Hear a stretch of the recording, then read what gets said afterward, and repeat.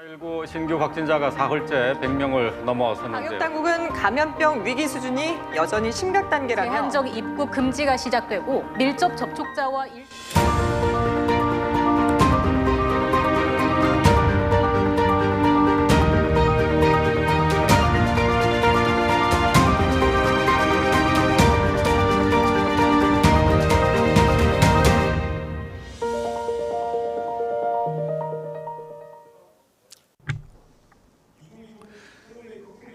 Maker with Korea 2020. Hello Maker Korea. Welcome to Global Symposium.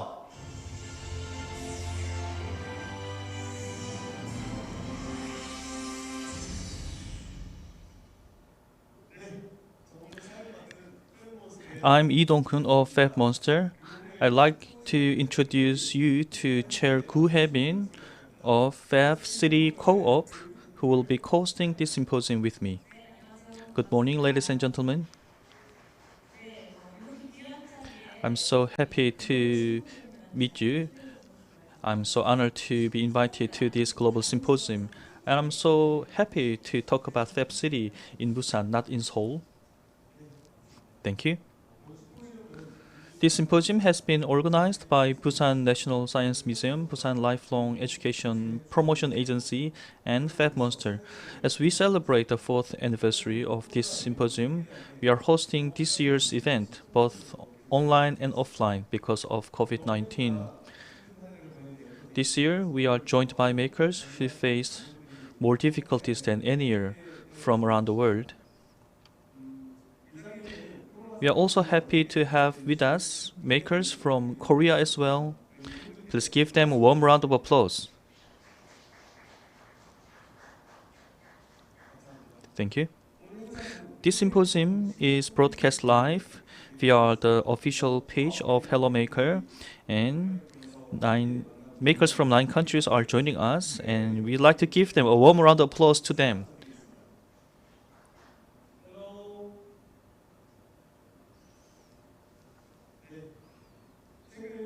Recently, the new challenges global makers are facing are gaining new attraction.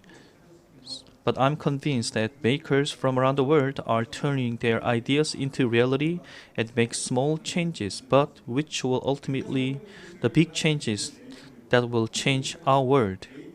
Today, we are having this symposium under the theme of Maker are dreaming of the regeneration of cities. I'd like to introduce our special keynote speakers.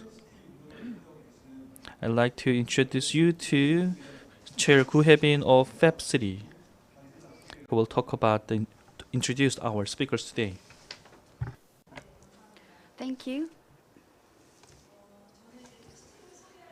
Whenever I come, I introduce the Fab City. I introduce Fab Lab and Fab Lab Network first. Fab Lab and Makerspace how are they different? That's the question that I get a lot. So when I introduce Fab Lab, I always come up with the terms digital community, technology community, and global network. So anyone can use digital technology community. Something we need. Collective knowledge is used to make a better tool. That's what the global network. With these 3 factors, I ask people to join the Fab Lab network. I took KTS train yesterday to come to Busan from Seoul. I could see some promotion videos of local areas on small screen on the train. One of them was about a city that leads the 4th industrial revolution, showing the scene from fabrication at a machining center.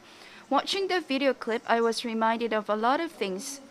Do you like the word, the 4th industrial revolution? Do you welcome the term? How do you feel? Maybe all of you, or 90% of you, will be tired of hearing the 4th industrial revolution. I think that's because when it comes to actually this 4th industrial revolution, I think the makers use digital revolution and IT technology. And this digital revolution is the technology that aims diversity instead of productivity.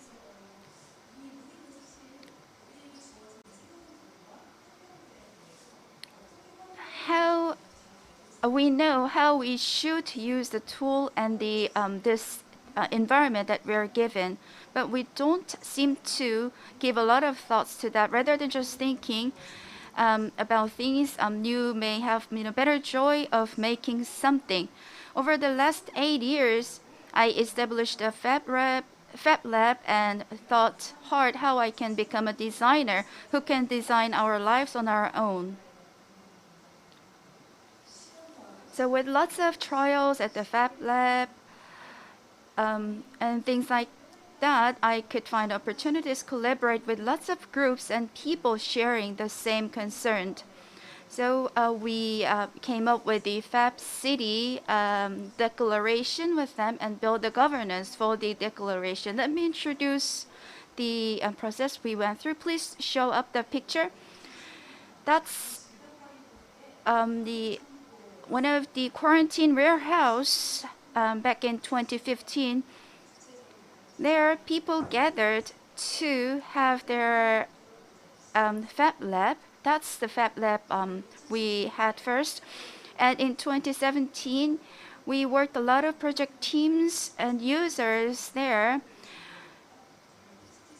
And we were also thinking if Fab City Declaration was really necessary. So we had a 2-day workshop to dream the future. And we came up with a timeline that we have to do until 2024. And in April 2018, we established the preparation committee for the declaration. And in the summer of 2018, we had some meetings to come up with the ideas, and with a lot of consortiums and the city government of Seoul, we announced the declaration. As far as I understand, there are 34 cities that have joined, and I believe we were the 24th city to join the declaration. So I'd like to. We had a lot of promotion meetings, and we exchanged ideas with other cities.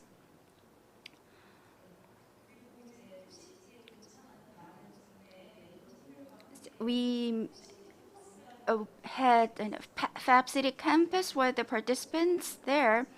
We met a lot of people of interest, and we could do the collaboration with a lot of people there.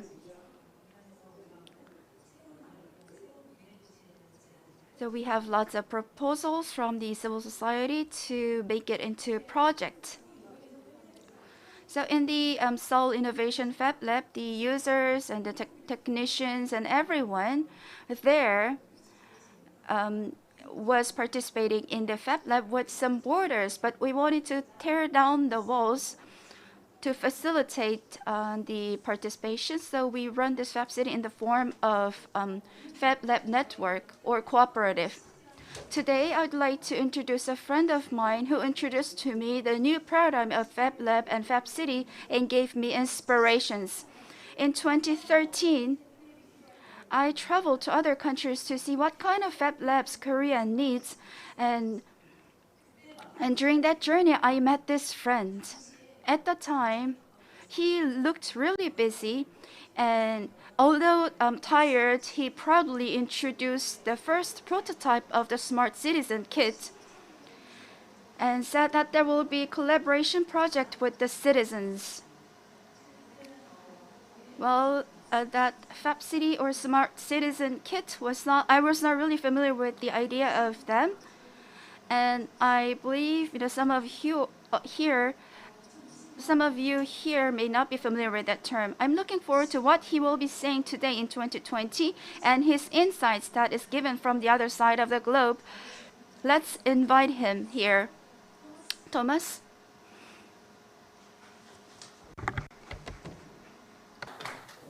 Thank you very much, Kevin, and hello everyone. Just double checking that my sound is working. Can you give me a thumbs up if you can hear me?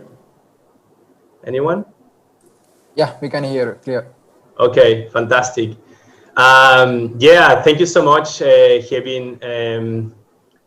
for a lovely introduction. I have to say that what we're doing in Fab City is to recognize each other and to inspire each other. So I have to say also that having people like you and the team that in Seoul, but also the makers in Korea that are starting to develop this very unique path to their interpretation of how the Fab City can be possible in Korea is something that inspires the global network. So I am now in Indonesia. It has been quite a journey. I'm gonna go to my full screen. And this is a journey that started in Venezuela, where I am from, and where I did my urban studies. I moved to Barcelona around 15 years ago, where I got in touch with Fab Labs and with the team at MIT in order to help developing Fab Labs in the world, also, of course, in Barcelona, but also in the world. And now, since March, half accidentally, but also half by my own decision, I am in Indonesia, and where I am establishing a new base. So I want to talk to you, first of all, about how we produce and consume today. And in some way, the organization of resources around the world is still responding to the dynamics or the logics that were put in place around 500 years ago with the expansion of Europe in the West, with the discovery of America, and then in the East with the occupation of places like the Philippines and also Indonesia for the extraction of resources. These logics in which humans, at least from the Western point of view, humans start to see nature as a resource that works for human, is something that has been going on for centuries. So it means that when we see a tree, we don't see life, we see the wood to make a desk. When we see a land, we don't see its biodiversity, we maybe see the tomatoes that it produces to put in our burgers, right? And when we see a cow, we see a steak, and we don't see a living being. So these logics of extraction have been helping us to imperfect a model in which we extract resources from nature. We move them around the world using fossil fuels to places where production is cheap, because you can find cheap labor. You then fly those products to places where they are consumed using cheap oil. And then they are turned into waste that usually they go back to the south, usually, I have to say, no? These logics are basically creating consequences like we are eating our own plastics when we eat sushi, or that we are breathing the pollution that we put in the air and is creating diseases and problems for people to breathe. But as I told you before, for me, it was super interesting to rediscover somehow, in one hand, my own story. My father is from Spain, and I was born and raised in Venezuela. So I'm half Spanish, half Venezuelan, means that half colonizer, half colonized. And I also, as I told you before, I've been living here in Indonesia, which is a place that had been coming for the last 8 years, every year. And this kind of a combinations have been helping me to re-understand the story. Because there is something very important, if you own your story, you own your past, you own your present. If you own your present, then you are able to create your future. And then for me, that's super important to re-understand these logics that kind of define in my present and also the present for many of us. Thing is that, there is something super interesting about the process of colonization in the East Indies. It means, there was an occupation. The Dutch were great. They developed great technologies for sailing, so they took some competitive advantage to reach to the East Indies, including especially the Banda Islands, is here in Indonesia, in the Indonesian archipelago. In the Banda Islands, there was a very important resource, which is the nutmeg, which by the time it was considered somehow like the oil of the 16th and 17th century. The nutmeg was used for a lot of things. So it was one of the most precious resources to control in the world. But there is a couple of stories I'm going to tell you about this process of occupation of the resources of the East Indies. One is that the Dutch created capitalism by that time. It means that these trips from Europe to the East Indies were very expensive.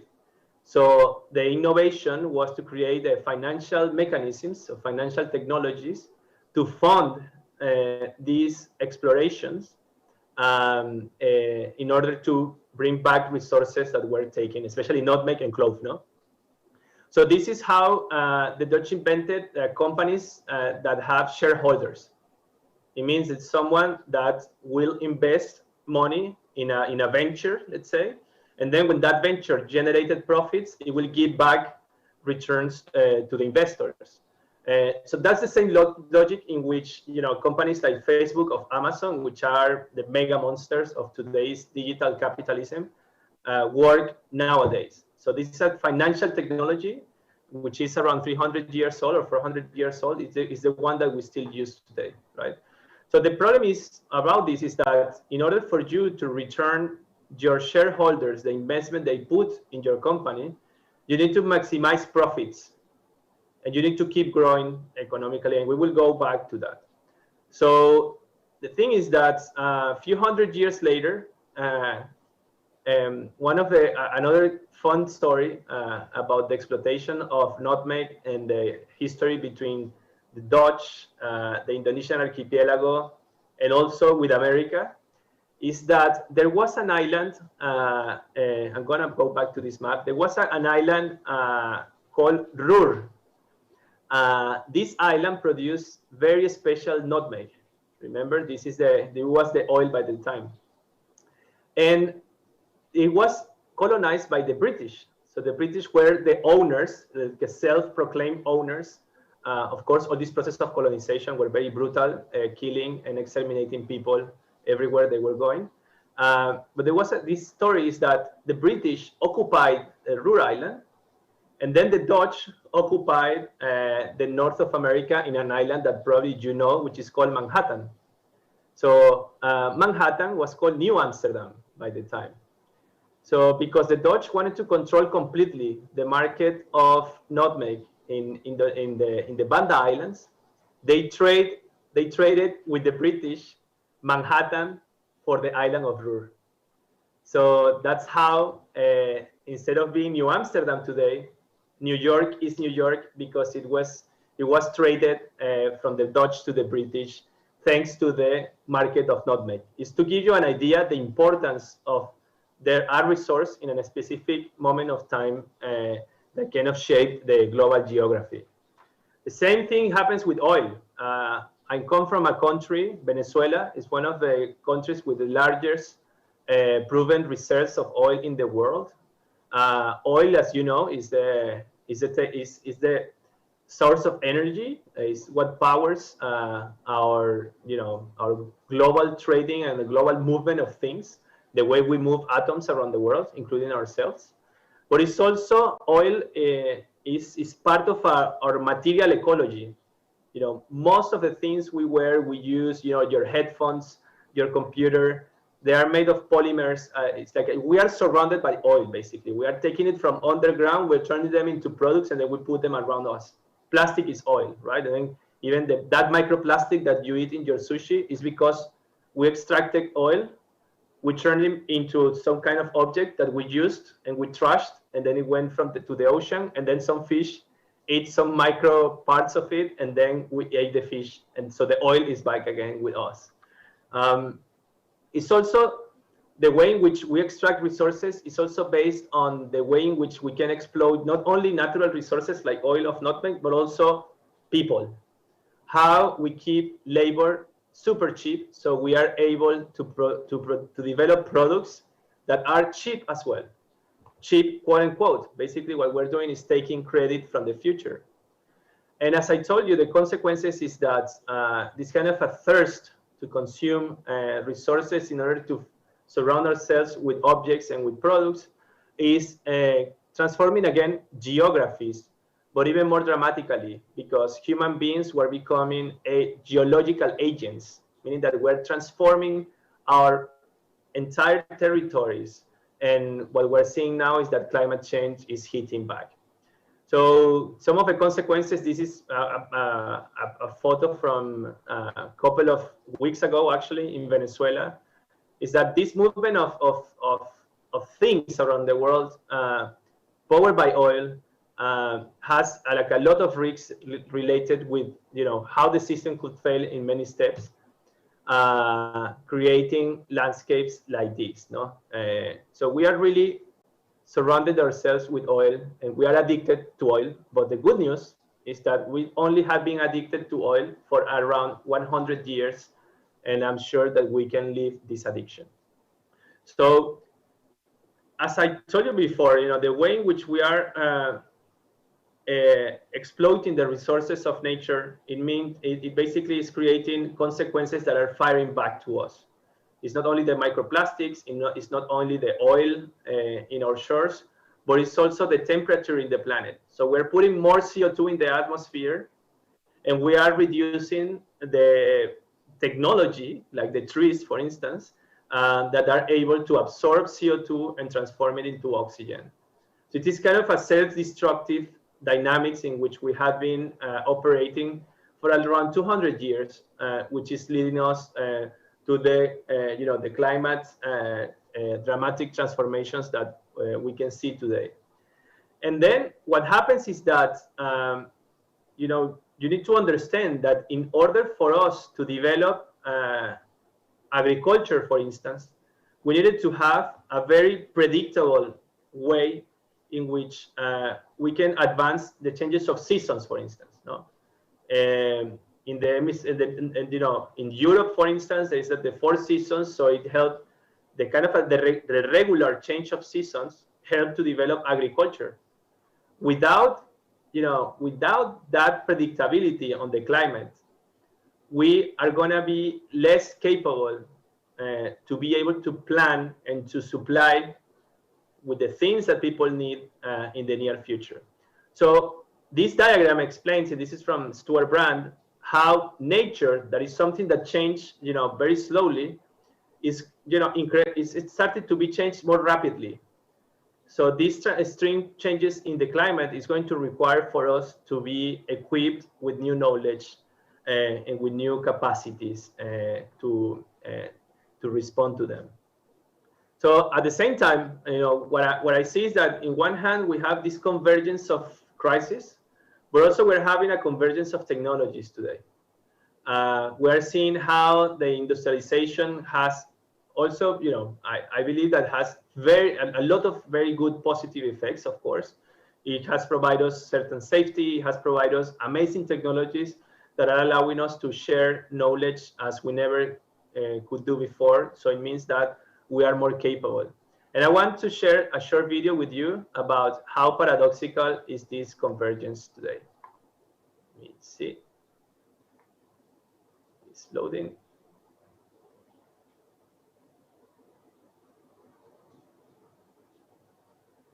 Can you hear the sound?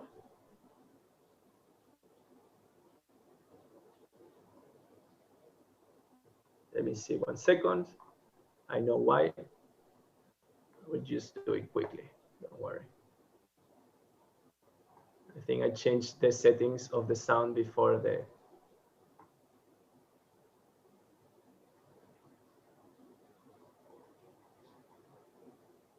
Okay. Technology is changing a lot of stuff. Now you can hear, but just give me a second for it to load.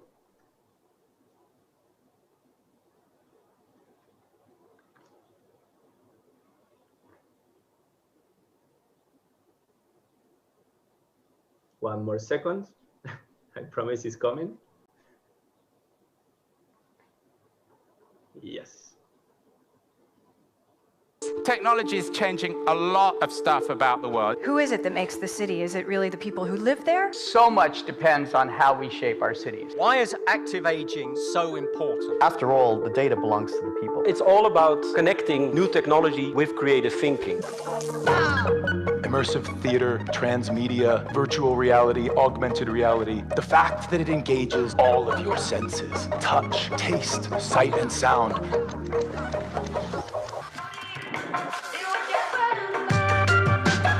I believe that the startup organization is one of the greatest forms to make the world a better place. You know, startup's one part, scale-up's the other thing.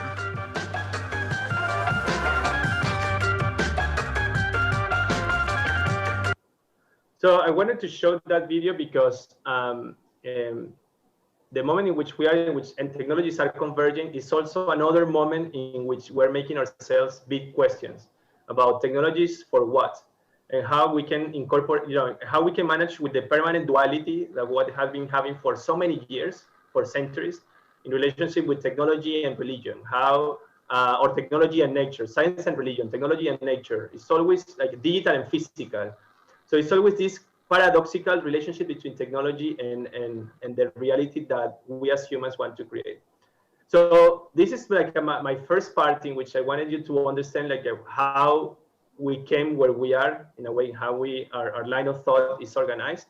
But then I think like, we are all here because there is a special technology that is allowing us to make things as never before. And I'm not saying just 3D printing.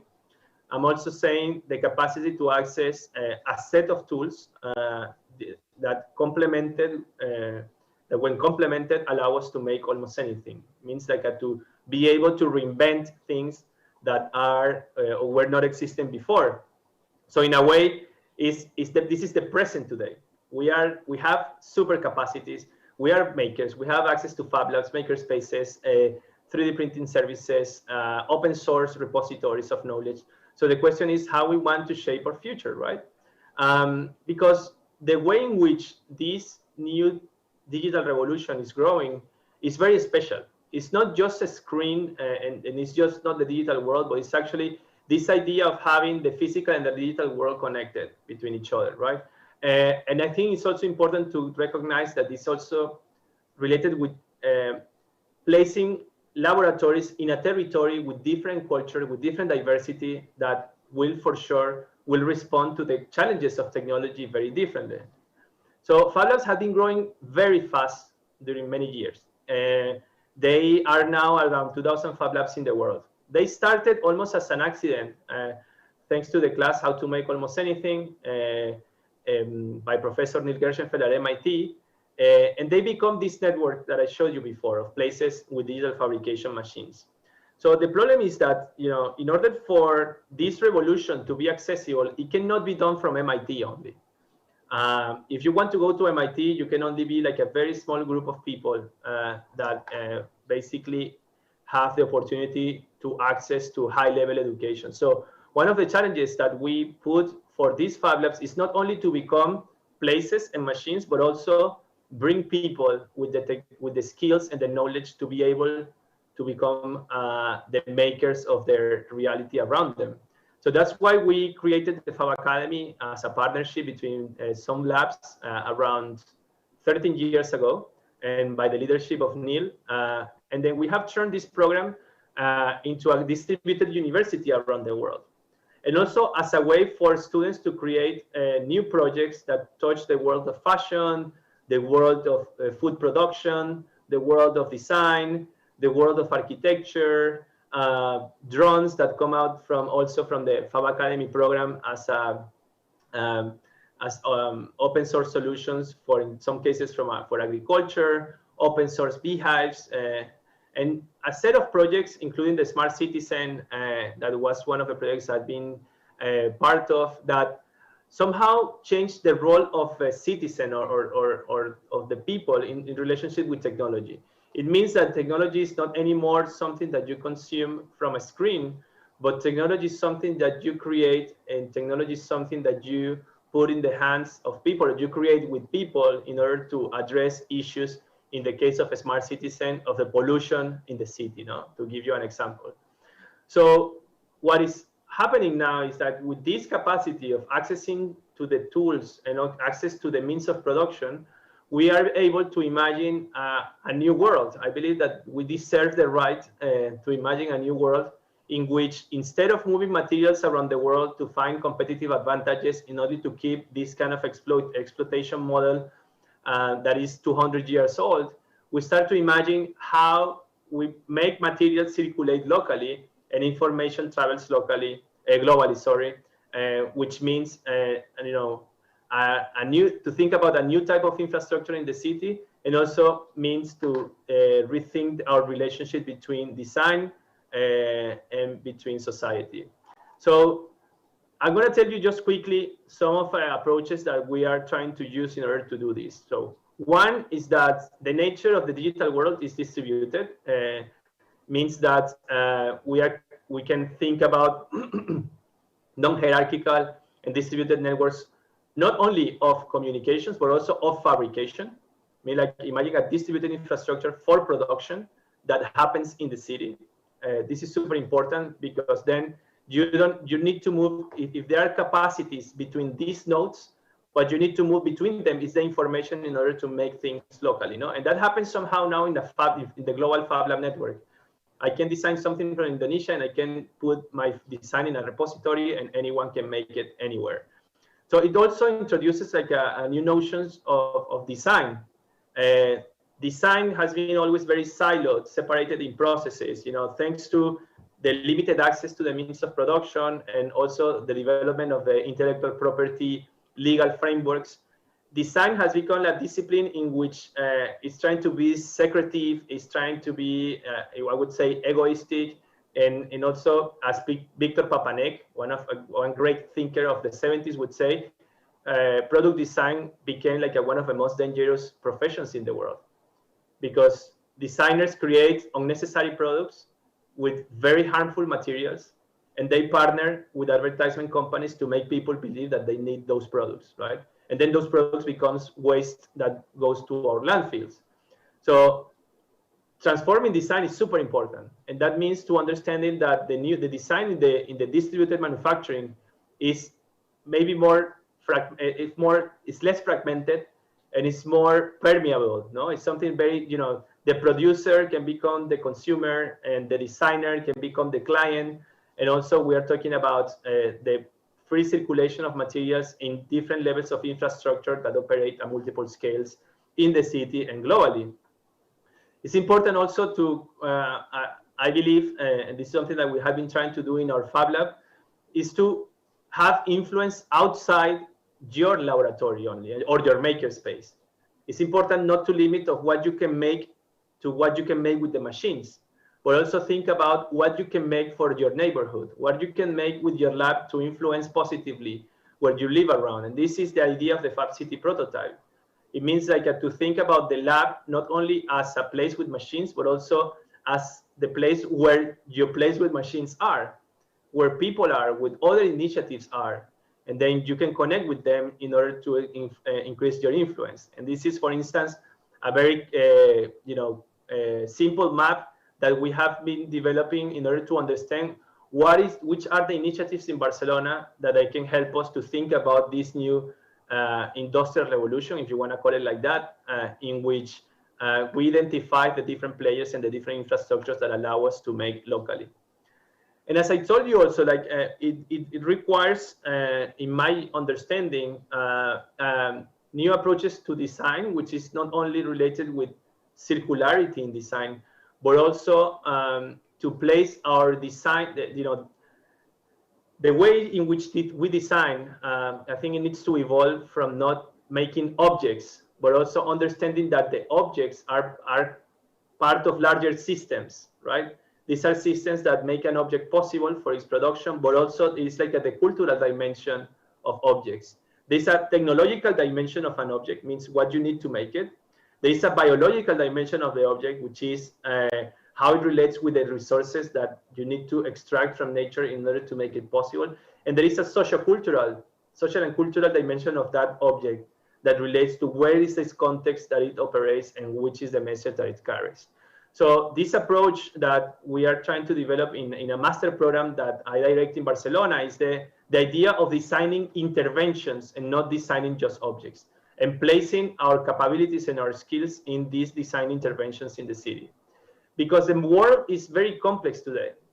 We are seeing how, not only the problems with the climate, but more complex issues that we're seeing more and more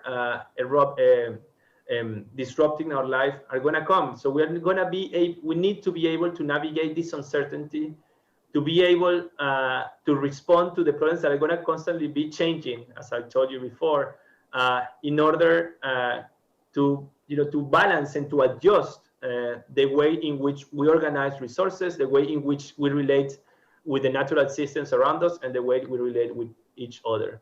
So I'm aware of the time, and probably I should be wrapping up. Just quickly wanted to show you that some of the projects that we have been working with our students are, for instance, what Nicolas did. Nicolas is from Chile, is trying to work with mycelium, because I'm working with nature, in order to train mycelium to learn how to degrade cigarette butts with nicotine. Cigarette butts are one of the top 10 pollutants in the world. So Nicolas thought that he could train a mycelium fungi in order to digest the nicotine and also the cigarette butts and turn into organic materials for the soil.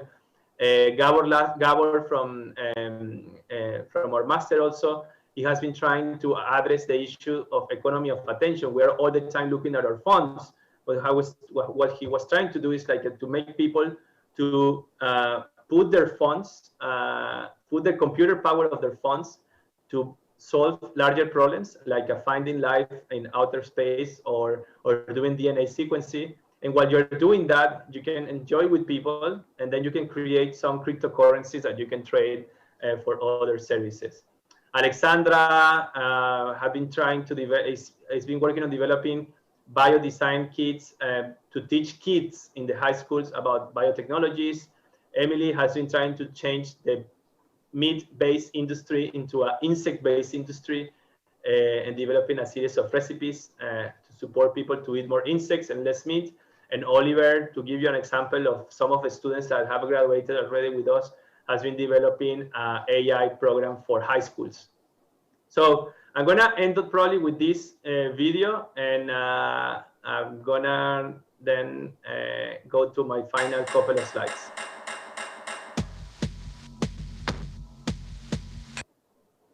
Oops.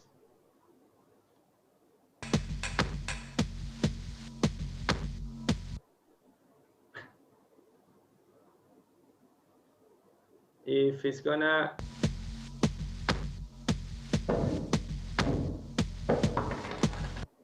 Okay, I'm gonna skip it. So very quickly, for time being, I'm gonna skip. This is more philosophical part of my talk, but also related with the fact that I'm now in Bali, where I'm gonna establish base. Bali is a base, very diverse, and Indonesia already, Indonesia is 260 million people, 17,000 islands. Each island is different. It's like the expression of diversity. But also tourism in islands like Bali is making a lot of pressure, no? So that diversity is being disrupted by the influence of the world capitalism and trying to create new mechanisms of extraction, in this case using the tourist industries. So I'm creating the Meaningful Design Group with other partners here, local partners, in which we're trying to understand the relationship between culture, technology, in a very different setting, in a different context. And we have been inspired by work like people like Ron Eglash, in which we're trying to understand how new technologies don't become like a new tools for alienation and exploitation, but actually becomes a new tools for expression of culture, but also for new economic values. And I maybe, if this video works, I want to show you, because this is a result of a collaboration that we did with IKEA.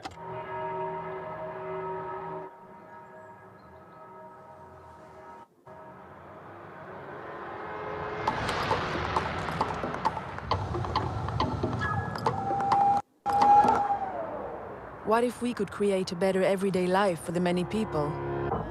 For the couples that turn into families, the children, the lovers, for the old ladies, the single ladies, the single mothers, and for those who need to start all over. What if we always side with the many by designing the price tag before anything else? What if furniture could be better for nature, better for people? What if we could make furniture out of waste? What if old glass could get new life? What if we could collect all these bottles and turn them into something else? Like this chair. What if we could plant more trees than we use? And what if we could use wood in new ways so that this tree and all of these trees could grow to be just trees? What if we turn the tables on food and make meatballs without meat? What if we turn the tables on tables and make screws that aren't screws? In fact, what if we lose the screws completely so we can put things up, take them down, and put them up again? What if we try to design new behaviors instead of new products? Better play instead of toys, and better sleep instead of beds. What if water taps could save water? And light bulbs could save light? What if all our stores could power themselves? And what if the best packaging is no packaging? What if we could make furniture out of air? What if we tried twice and failed twice? And what if we try again? What if we celebrate our differences? Because without each and every person, we wouldn't be complete. What if we never settled for an answer? What if we always ask ourselves, what if?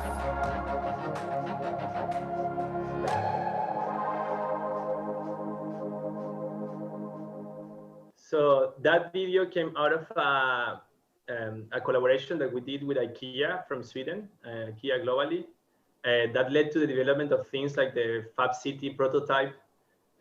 Some of those learning lessons, you can find them in our book, the Fab City, which I had the honor to edit. And also you can look up more information about that specific project that we did with IKEA in our website, in fab.city.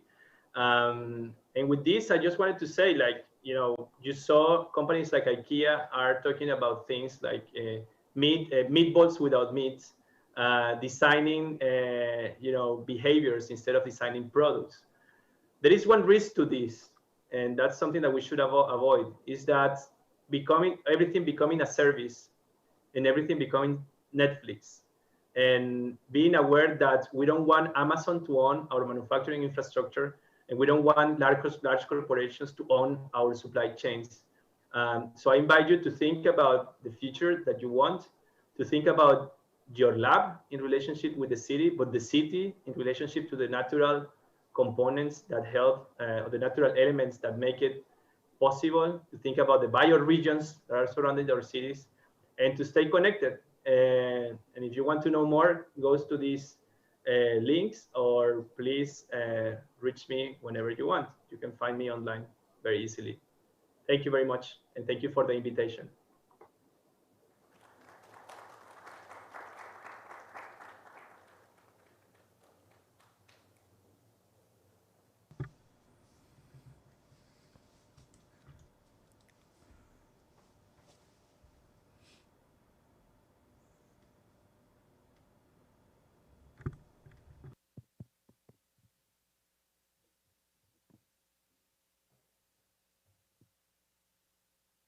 Is everyone frozen?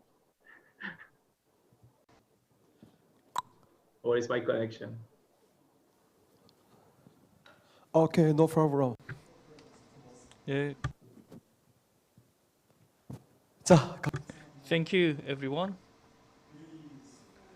I'd like to give Mr. Thomas a big round of applause.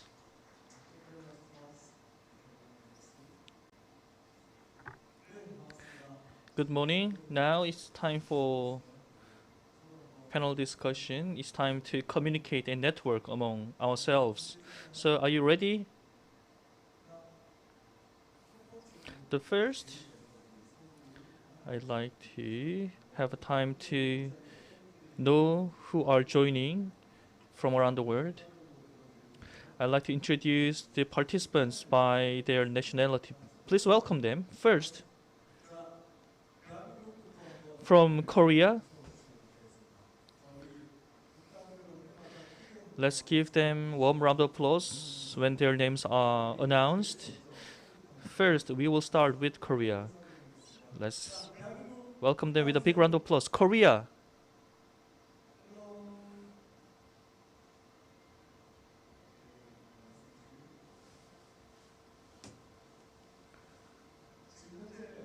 We have participants from 9 different countries. So it's a very rare chance to meet them even online. But we have to meet them.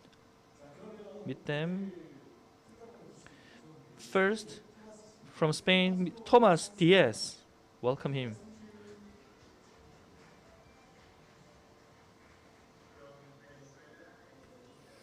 Also. And second, from India. From India, Salman Ferris.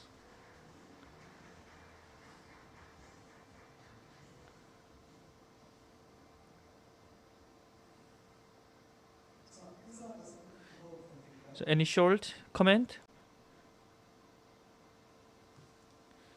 Mr. Faris? Hi. Nice to be here. Happy to be here. Okay. 네, 감사합니다. Next, from Japan, Rota Okoiwa from Japan. Nice to meet you guys. 네, 반갑습니다.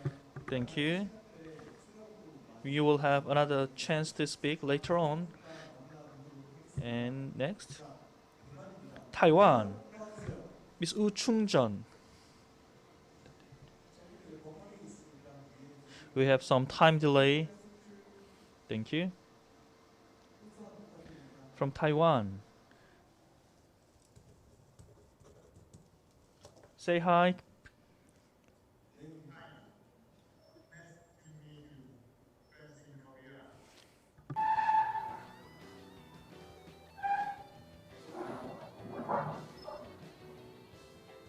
Can you hear me? Hi. 네, okay. Thank you. Next. Who's the next? Thailand. Apirak Sangencha, Thailand. 사와디카. I'm Apirak from Thailand, so now I am living in Japan. Nice to meet you guys. Okay, nice to meet you. Next. Where's the next? Malaysia. Malaysia, say hi to us. From Penang, Malaysia. Thank you for the opportunity and nice to meet everyone.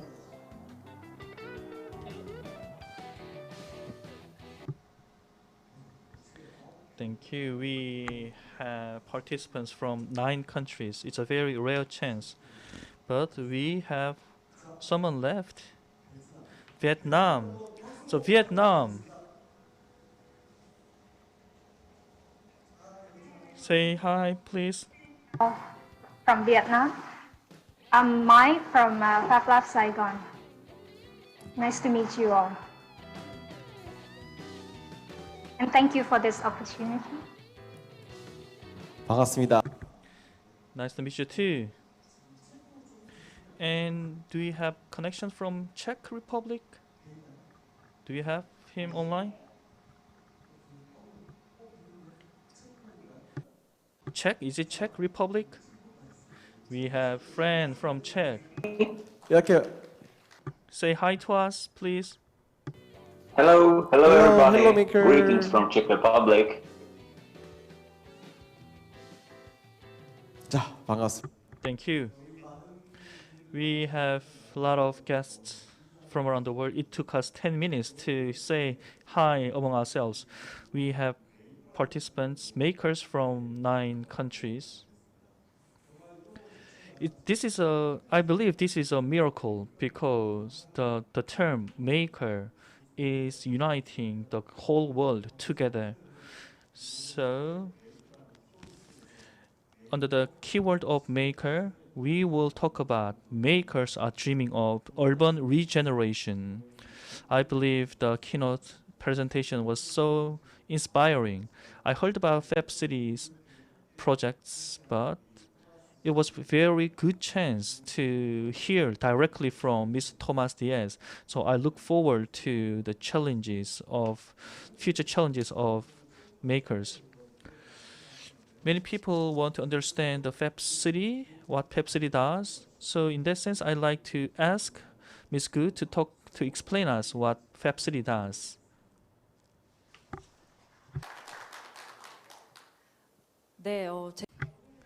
Yes, as I listening to the presentation, I learned that the more distributed the physical tools are better, and the assets of the intangible assets, the technology, the better, the more connected they are.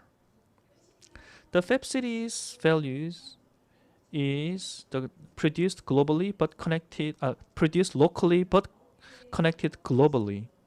We have guests from 9 countries and also many Korean participants from different cities in Korea. I'm not sure you know, but we have participants from all cities in Korea. So I believe it's a very good chance for us to think about how we can distribute tools, but how we can remain connected to change the world. Thank you. So actually, we have Korean makers from different cities across Korea, and also in other countries as well. The makers in other countries are making new challenges. We have so many guests today. But rather than asking questions, I believe this is a time to talk among ourselves. So I'll be the first to ask a question to Thomas.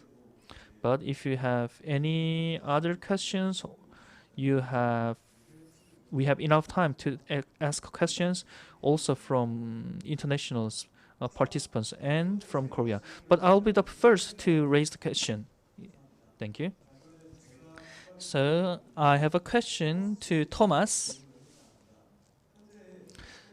The Fab City project is growing so fast, and what countries are joining the Fab City projects? Please. Yeah, thank you for the question.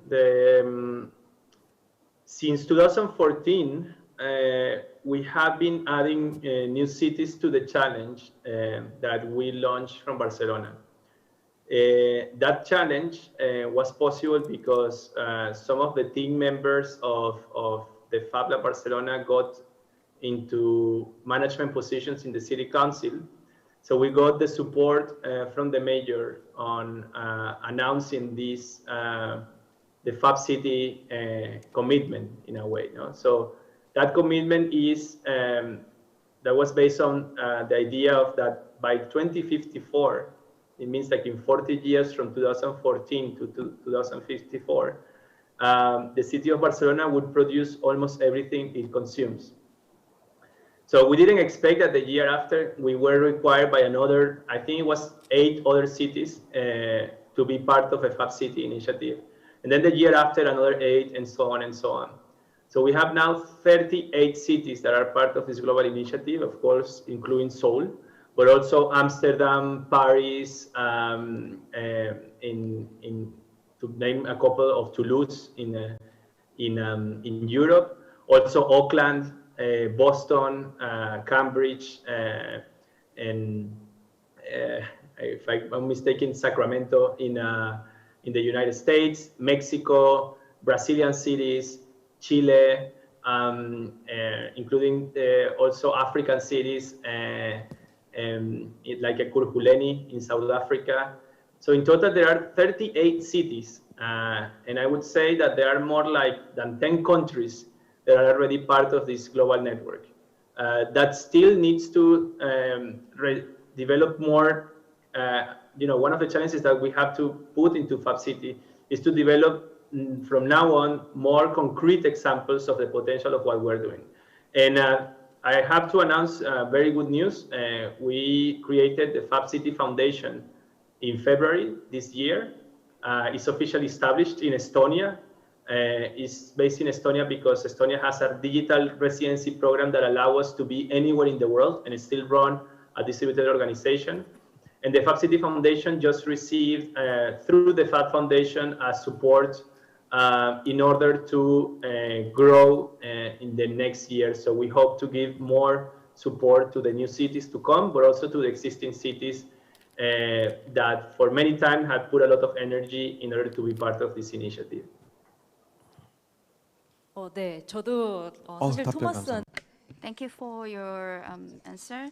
I heard this interesting story from Thomas.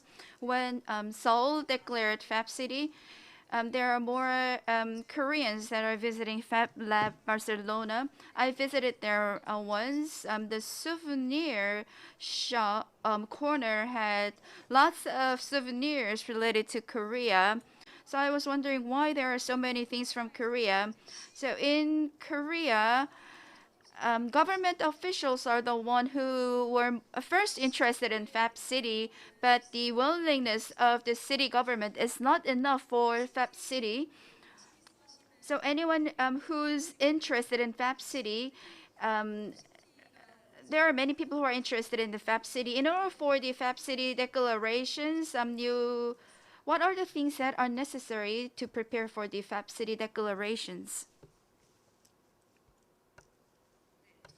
Thomas, could you introduce to us what are the things that are necessary to prepare for Fab City declaration? Yeah, so one of the processes that we have been developing during all these years since 2014 include, trying to help cities to understand the importance of implementing a project like Fab City in their local reality or the local context. Also, in most of the cases, the cities usually have different programs like support to innovation, or they develop public Fab Lab networks, or they are supporting other type of programs related with digital fabrication or digitalization of the city. So we're trying to help them to integrate all these efforts into a common effort that is, in this case, the Fab City. So in this process, on developing the content and the knowledge, we also learn that it's super important to go and also work with the cities for them to go step by step, forming their local Fab City consortium or the local Fab City association or cooperative, like you have done here. In Paris, for instance, there is a local Fab City association that combines many organizations from the cities. So when a new city comes to us, we recommend them to look to other examples, but also to not only go as a city by themselves, but also talk to other people that they are working from the civil society, private institutions that are working on similar projects or similar ideas related to Fab City. So it's important to form a local group. So then out of that local group, it's important to establish connection with us from the Fab City Foundation. That's what we're going to be doing. And that's basically our role, to go hand by hand with the local Fab City groups in order to make their city part of the global efforts of a Fab City Global Initiative. And then what we do is that once a year during the Fab City Summit, we organize a moment in which new cities publicly commit to the Fab City challenge.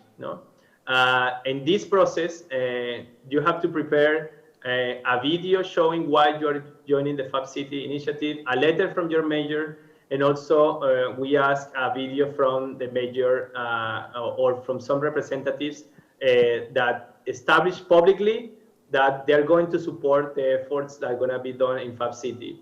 After that, what we ask you is to become part of this global network of makers, thinkers, designers, that we're trying to create this common space for creating the knowledge and also the projects, the real projects, to be implemented in our cities to transform the way we produce and consume. But I'm going to share in the chat a link to the Fab City handbook. We have a handbook where we are explaining this process more in detail, and also it's a documentation that provides some of the tools that you will need to use in order to bring your city to the Fab City. Okay, thank you very much. Thank you. We have so much to talk, but the time is limited. But I believe this is a very precious chance to hear directly from Thomas and other panelists as well. We have many questions to ask, so now I'd like to give chance for other participants to speak first rather than Korean participants. Thank you. So now I'd like to ask questions to foreign makers. First, you can raise your hand to ask questions to foreign makers. Okay. Please raise your hand when I say 1, 2, 3. So foreign makers, do you have questions? Raise your hand. 1, 2, 3. Yes, from India. India, you were the first to raise your hand. Please introduce yourself, Mr. Salman Faris, and what project you do and what space you have. And you can ask question to Thomas or me or Miss Gu or any other Korean makers. Just feel free to ask any question. Thank you. Mr. Paris. 네, 안녕하십니까? 들리십니까? First of all, thank you for the opportunity and thank you for the great presentation by Thomas. Thank you. And my question is, what are the main goals that are looking for the Fab City project? Is there any main goals like digital fabrication or like sustainable development goals? Is there any key main roles that are looking forward for the Fab City project? That's super. Sorry. No, that's all actually. Okay. Thank you. 자, 그러면 Thank you so much. Okay. 잠시만요. So what's your name, Mr. Faris? 제 이름. 자, 우리 박수 한번 부탁드릴게요. 자, 우리 토마스 씨. Okay. Mr. Thomas, are you ready to answer? Yeah, and I have to say that this is a very, very good question. We have been trying to develop, one of the continuous discussion is the metrics, how you measure progress, right? This is something that Neil, for instance, constantly is trying to, tries to push when we talk about Fab City. Kevin has seen that in every Fab City meeting. It's about metrics and the Fab City technologies that need to be developed, no? My response to him, when I give the response that I give to Neil, is that first of all, that we don't have the tools to measure what is important to know from the city. And start from, we don't, you can imagine now, like cities don't know what they consume, where it comes, what they consume from, right? So basically we need to build the tools in order to measure the progress. And what I say, when I say this, is like, it's not something that you do from one day to another. It's a very, very complex problem. The good news is that our efforts have been, when you think about, we need to build these massive tools in order to measure, which materials go inside the city, what materials go out. And of course, there are other, I would say, indicators that already exist that you can combine with, employment. You can combine, measuring the pollution in the city, Of course, there are things that are mapped and so on, but nothing is integrated. So this big effort requires a lot of investment and a lot of resources. So our efforts in the last 4 years, more or less, has been on applying for grants, especially through the European Union, in order to get the funding, in order to develop these tools for measurement. So thanks to that, right now we have 2 big projects running that are related to the development of indicators. One is called Reflow. It's a project supported by the H2020 program in the European Union. And the other one is Centrino also, which are projects that if you go to our website, Fab Lab Barcelona website, you can easily find. So I am expecting that 2 cities and the regions will have better ways of measure the resources that they consume. And I think that will be one of the indicators that need to be part of the Fab City. The second part of my answer is that until now, I think that it's not enough to measure the impact of Fab City of saying, oh, we have 38 cities, and next year we'll have 50, and next year we have 100. So that doesn't, I don't think that shows any success unless we are able to develop extra layers that will support the development of Fab City.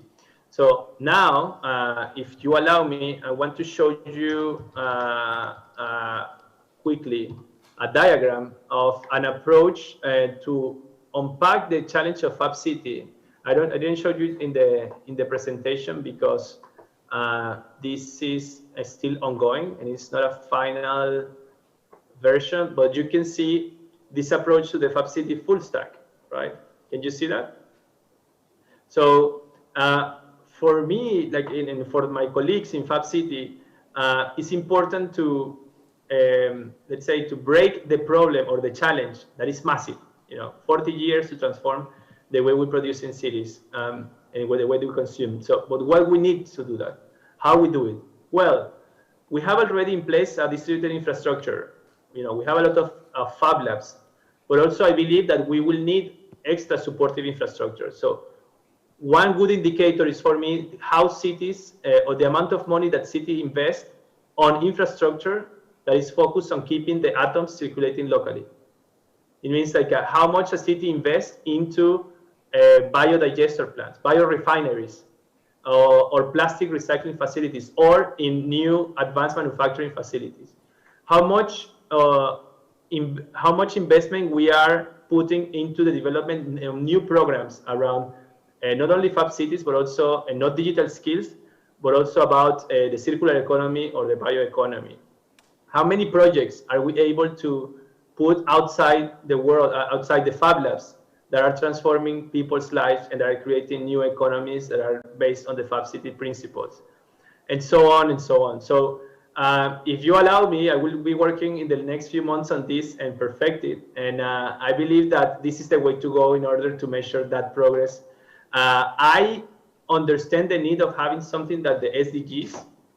I have to say that I'm not the greatest fan in the world of the SDGs, but I can assume also that some of these objectives that we're going to be developing within Fab City can be compatible to those.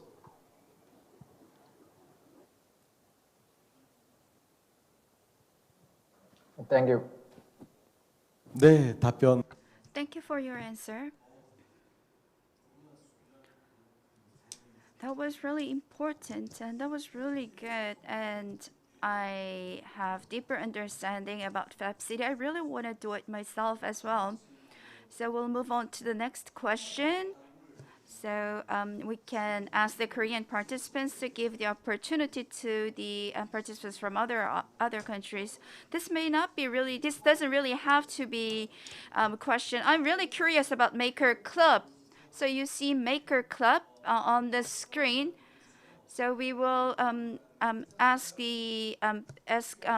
Apirak from Maker Club. So could you introduce about on the Maker Club? Could you say something about Maker Club from Thailand? So it's time for you to speak. Apirak? I'm Apirak from Thailand. So in Chiang Mai MegaCup, we build a community, the open source community in northern of Thailand. So we exhibit the partner among the student, instructor, or entrepreneur to join us to do the project. And so thank you so much for for inviting me to join the event, and thank you so much for sharing your project is doing great. And I just create one question about your project. So can I ask you the question? So okay, no problem. Yeah, I just want to know about your project. Do you have any AI technology or AI platform do you want to apply in the future? Because the trend in Thailand now is we train like, how to say,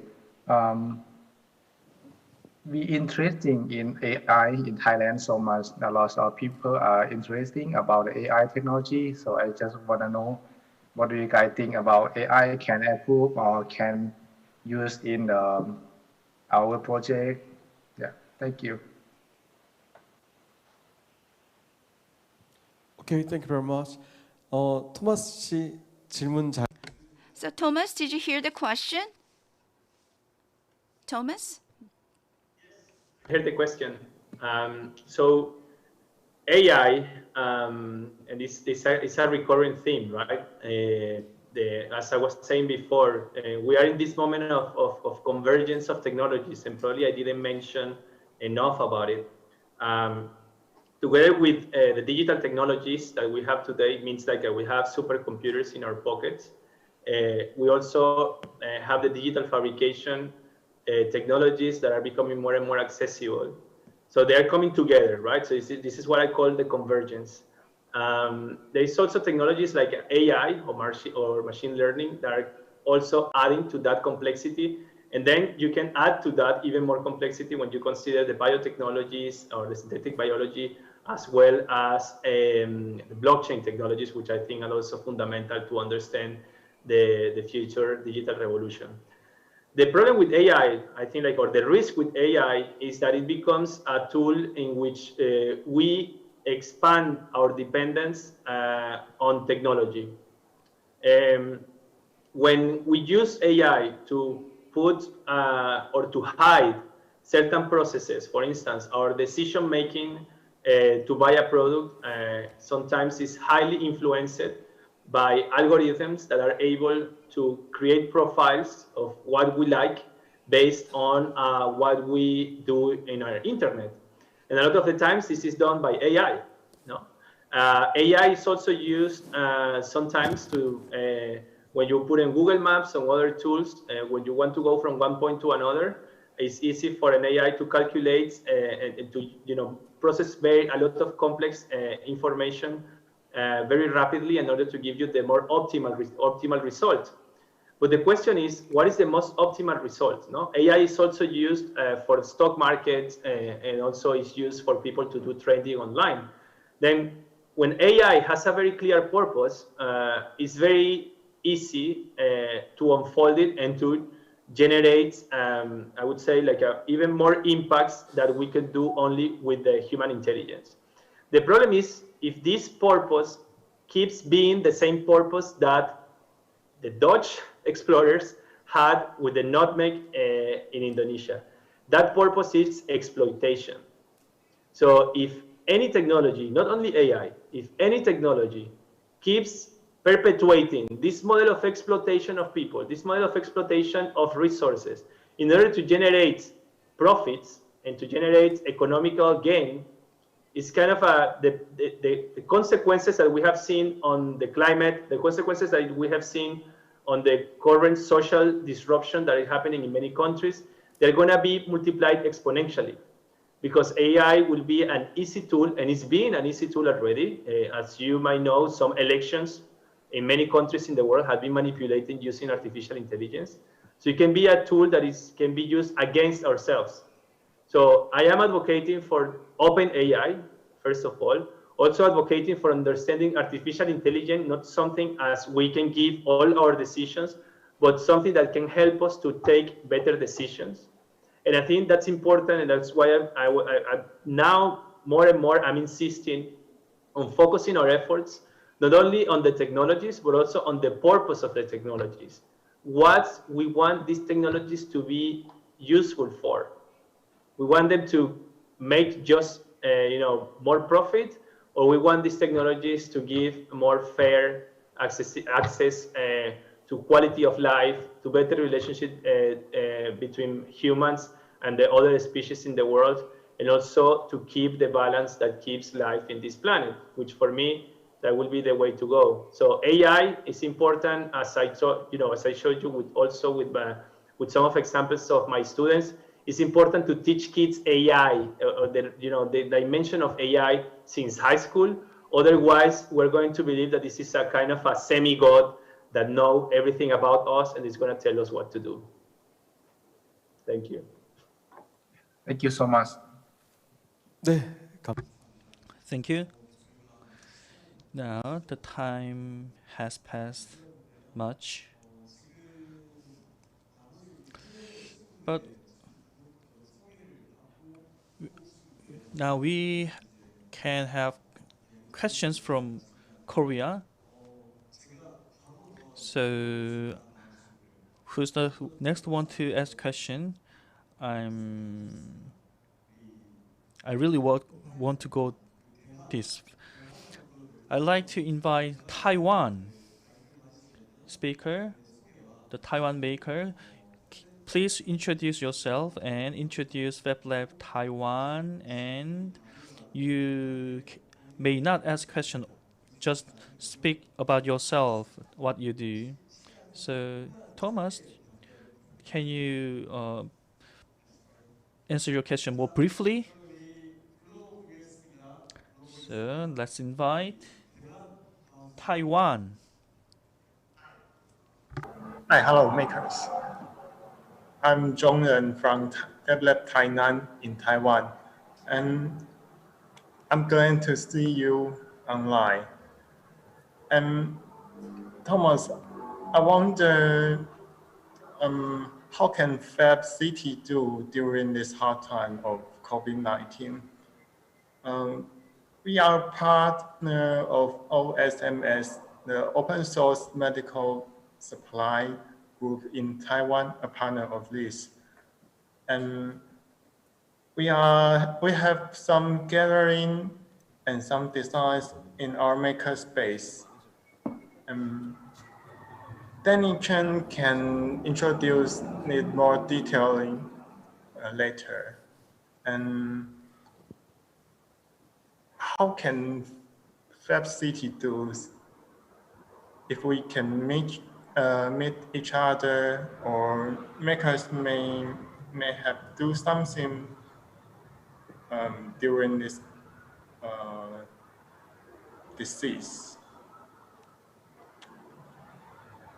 Yeah, thank you, Chongjen.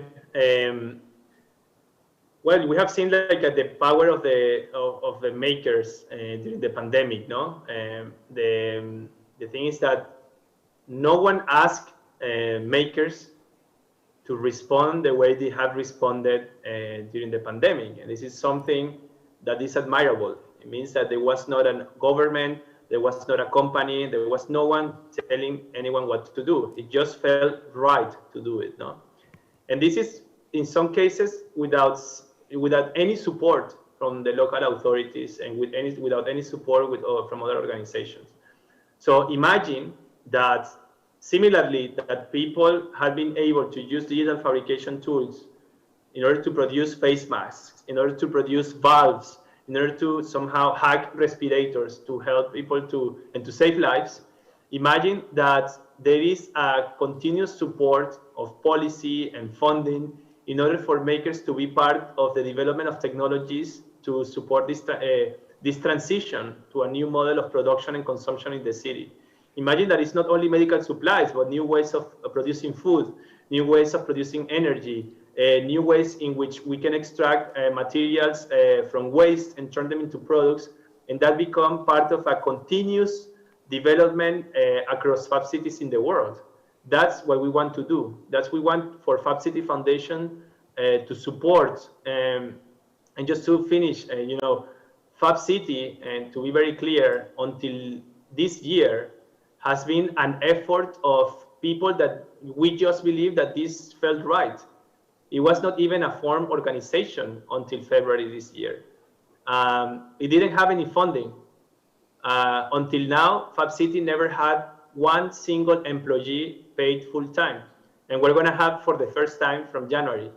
So I hope that we are able to provide with more support for the cities in one hand, but also for people like you guys that are thinking of articulating local efforts.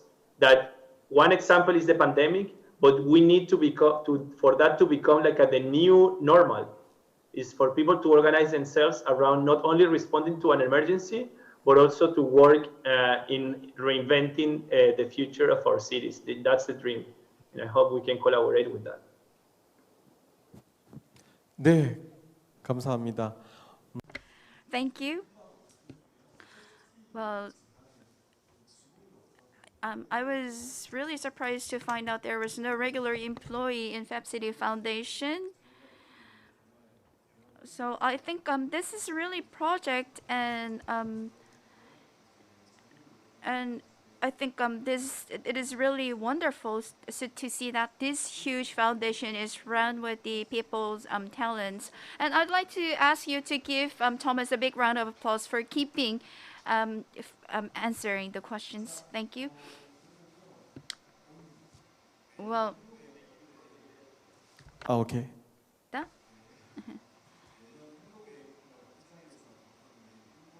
Do you remember the Japanese participant you see every year at Hello Makers Forum? And I'd like to ask Ryota-san to say something to us. I'm Ryota from Japan, and I worked in Makerspace and Fab Lab previously, and now I'm self-employed hardware designer, and recently I work on a very tiny device on smartphone. It's for check your eye. So my project is, as a company, my project is reduce the blindness globally. And this is me now. And I have a question for Thomas. And it's very simple. And how big can one Fab City or one community, how big it can be? So, I mean, I recently thinking of making my own Fab village, very small community. So for me, it sounds almost impossible to build a huge Fab City like it's Barcelona. It's super big. So do you really think it's impossible, or you have to divide one city in a lot of segments? It's my question. Thank you for. It's a very good one, because there are, I think, two ways of answering. I don't believe that questions have only one answer. But the first answer is that related to what you say at the end. And I don't know if you remember, well, you can check in the slides. I share with all of you my slides for you to check. And there is a slide of a Fab City Prototype. And that showed a neighborhood in Barcelona where our Fab Lab is located, and where we're putting the efforts in order to make the Fab City experimentation, the technologies, a reality. And I believe that it's exactly what you say, is understanding that the city is the addition of many communities. And it's totally fine to divide a big city into smaller parts. So in some cases, these smaller parts, for instance, this neighborhood in Barcelona is like 16,000 people, which is the size of a village outside the city, right? So it's totally compatible. And sometimes even in smaller villages can definitely be part of the logics of Fab City. Okay, one of the things that the colleagues in Chile are working is to developing the Fab City in Puerto Williams, which I think is like, I don't know, 1,000 people. So it's totally compatible because also this is part with the second part of my answer. Even if you don't live in a city, we are all connected with this model of production and consumption. You know, if you live in a small village, you still, most of the times you have a road, a paved road, you go using technologies that are based on the industrial, and the current industrial production model. You probably have internet in most of the cases as well. You use plastics and so on and so on and so on. So that reality that is part of the city is also part of the smaller villages and the rural settlements. And then finally, I recommend also, not recommend, but we are working now on developing the Fab City approach, not only considering the city as the object, but also understanding, first of all, the city as the addition of many cities, let's say, and then understanding that the city depends on systems around the city. And one of the approach that we really like is the approach of developing bioregions. And also, I believe it's not only the regional connection and the territorial connection, but also the global systems that connect the city with the rest of the world, which is what we were talking before with Salman, related with measuring what the city consumes and produces. So yes, please develop a Fab Village, and we'll be happy to work with you on that. Thank you. I will. Thank you. I'm so curious about Fab Village. When I went to Tokyo, I want to talk a lot about Fab Village. No, I feel so much energy. I didn't anticipate this event to be this energetic. I see people taking notes. We should have organized Fab City last year too. I'm so surprised too. I see people taking notes. So I hope that we can have more chances to expand, to have more chances to have symposium like this next year as well. Now let's go to Malaysia. Amy?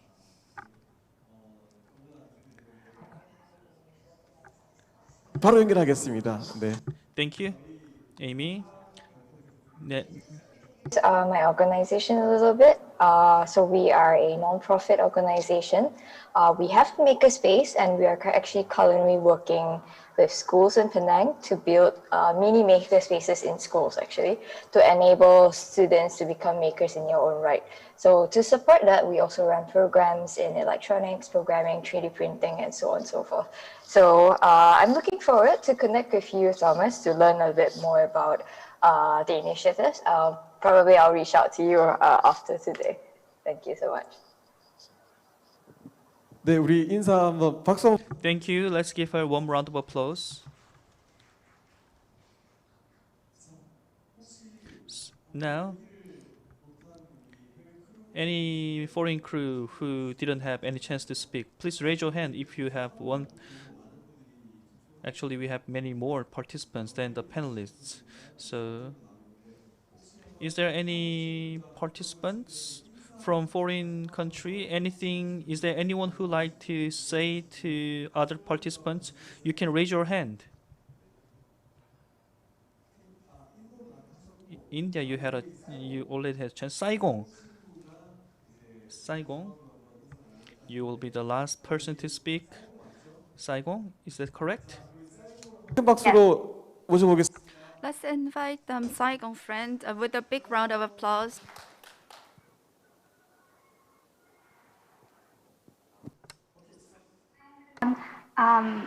And so, yeah, I've been raising questions to ask Thomas. What do you think about engaging the grassroots community in the vision of a Fab City?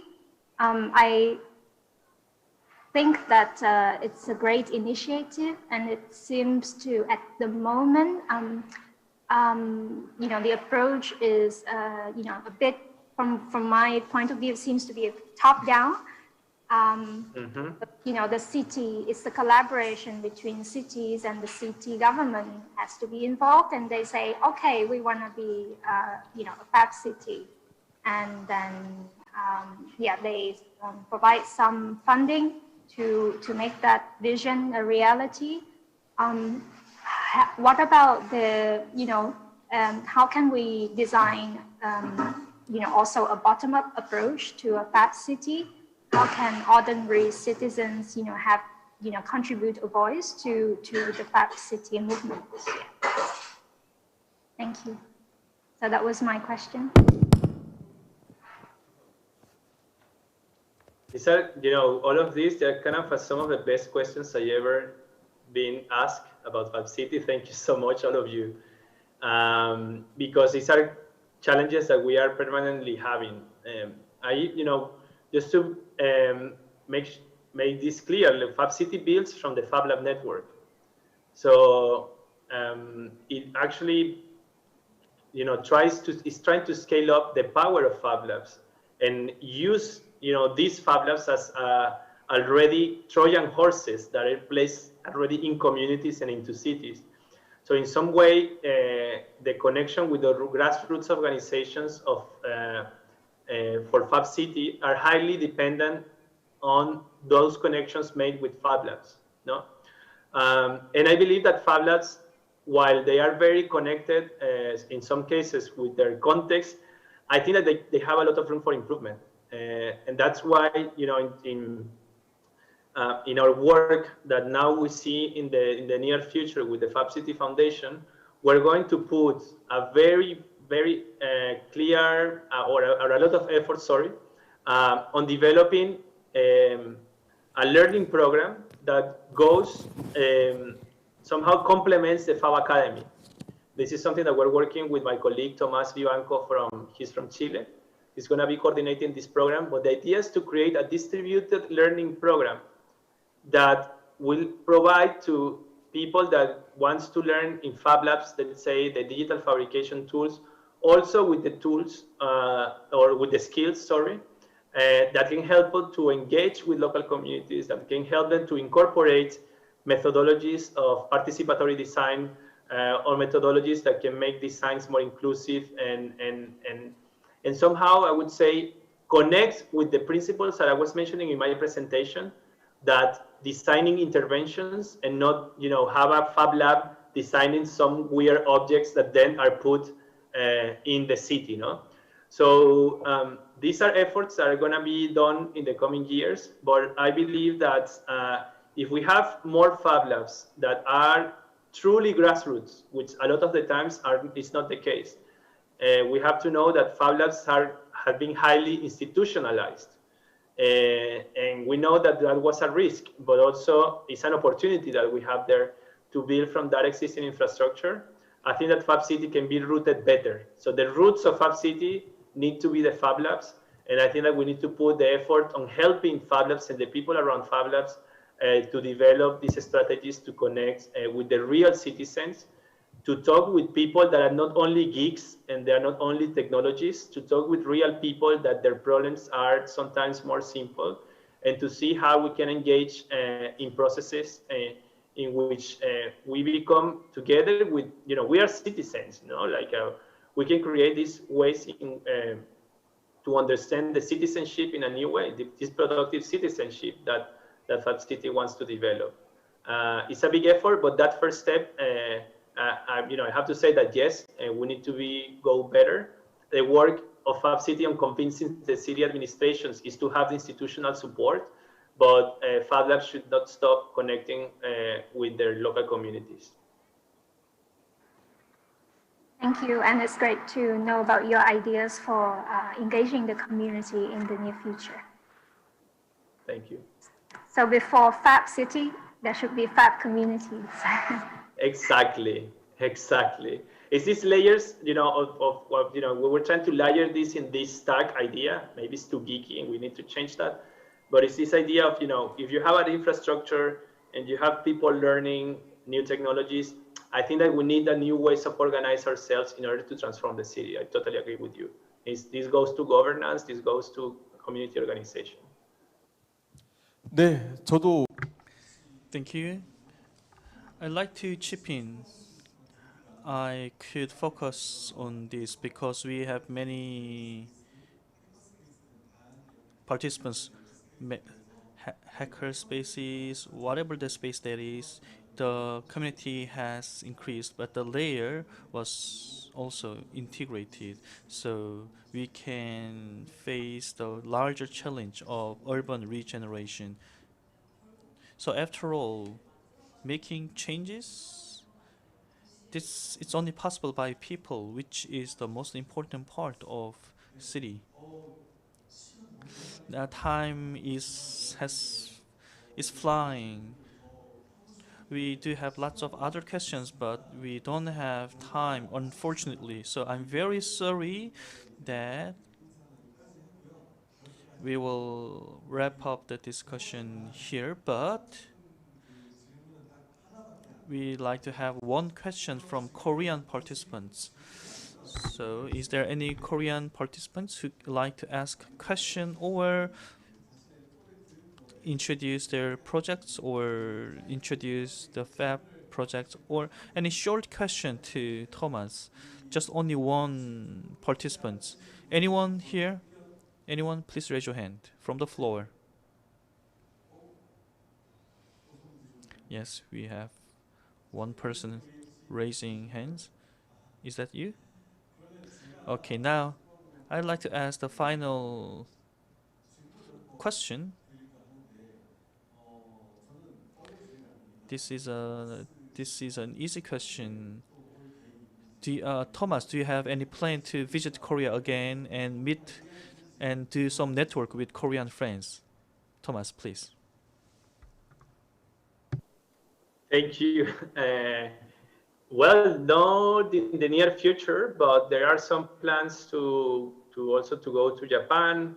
We are neighbors now. I know it's very far away still, but I'm now like a part of the neighborhood, I believe. I'm going to be established here in Indonesia, which is going to make easier to connect, not with time zones. It's already like a really good. Otherwise, it will be like very late in Barcelona if I would stay there still. So yeah, I hope, let's see in what 2021 brings. I will be happy to engage more into the Asia network. Now that I'm the new kid on the block, I would like to help on anything I can be useful for. And thanks to Kevin and to the team in Korea, I have been able to go many times and always enjoy it. I think like to learn also different approaches to how Fab City can take shape. And that was something I was saying at the beginning. No, we accept that, and we need to accept that this is going to be different in every context. So for me, every time that I go to a new context and see how people are thinking about how Fab City is useful for them, but also the challenges that they face with the local authorities, which is only always critical. Also, it's very difficult to put every people aligned together. Cities sometimes are very competitive internally. So learning from all those processes are really rich for me. So yeah, please keep me engaged. Before going there physically, we can keep connecting digitally for sure. Thomas, why don't you mention about Fab City Summit?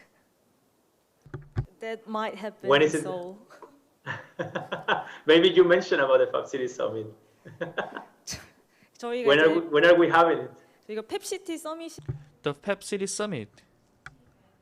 The member cities and potential member cities have declaration and workshop. We have that event every year, but this year the plans we didn't go as planned. The plans all screwed up. So, but this is my personal aspiration. When we have Fab City Summit in Seoul, then you can join us in city declaration. Thomas, what's your 소주? Yeah. 소주, 막걸리, he's talking And about the do you remember Korean soju?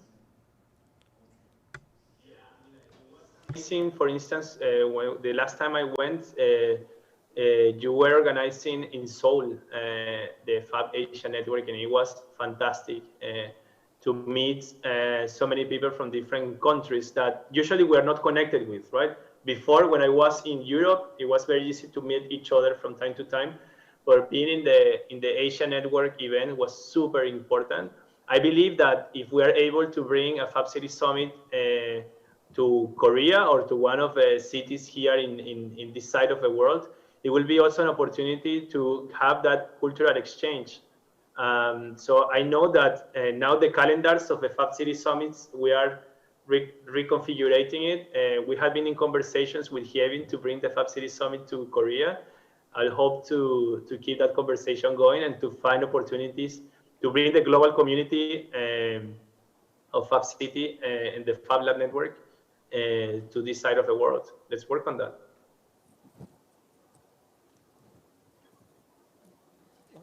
네.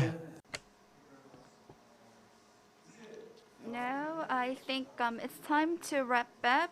So it's been 30 minutes more than we planned. So it's not time to say goodbye, but time to say see you again. So to end this forum, I'd like to propose a performance. Although we cannot take a group photo physically, here, why don't we leave ourselves a message for 2021? So we're going to have a card section for Hello Maker. We only have 5 minutes left, and the staff will be helping to the audiences here. And we are going to put up the cards to say hello, makers. And when I say hello, and Miss Gu will shout out the maker, and with that, we will end our event. Is that okay? I'd like to say thank you for sitting through all this time. Are we ready? Due to COVID-19, we cannot do that all together.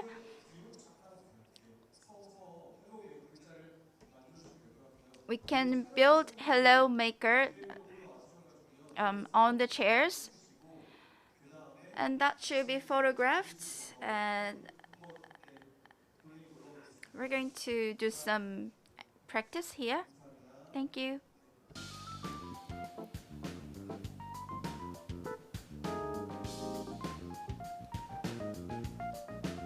자, 우리 계신 분들 글자.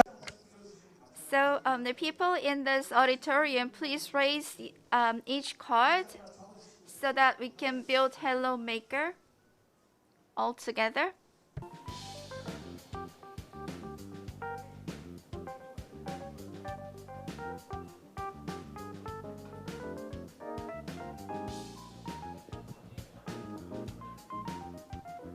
자, 행사의 마지막입니다. This is the end of this event. So we are going to take a photo here. Then we will be waving hands to say goodbye to all the participants.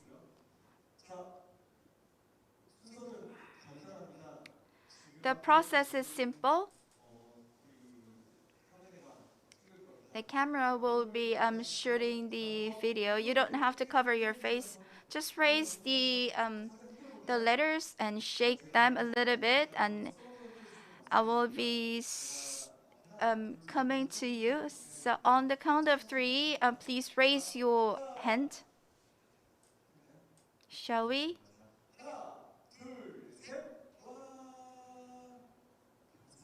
Thank you. Thank you. So now is the time for the last performance or photo shoot. This is the last part of today's event. We are going to leave a message to all of us next year. this event was held despite all the difficulties, and we also have global friends here with us, and I hope you can build more memories together going forward. In order to do that, our community should keep growing without any difficulties. Ms. Gu, is there anything you want to leave us before you go? Every year this auditorium is filled with all the people, but we only have 30 people. At community leaders here in this auditorium, I feel really sorry about that. And I don't believe there will be enough or full untact or non-contact era will come. So meeting together is a very joyful thing. I hope next year this auditorium will be filled with all the people again. I really hope to see you again next year in this auditorium. Well, I'd like to ask you to give Ms. Gu a big round of applause for taking this MC role with a very short notice. This is really the end of today's event, and this is how we say goodbye. And I'm sorry we cannot shout all this together. When I say hello, Ms. Gu will be saying maker, and then with the photo shoot, we're going to end the event. You don't have to answer actually. When you're ready, just wave your hand. Shall we? So this is the end of the Hello Maker 2020, and we will see you again at Hello Maker 2021.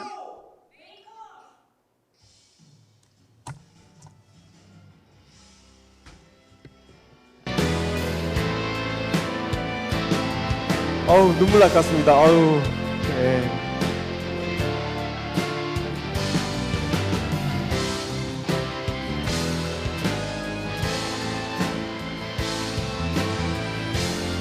Thank you, Global Maker.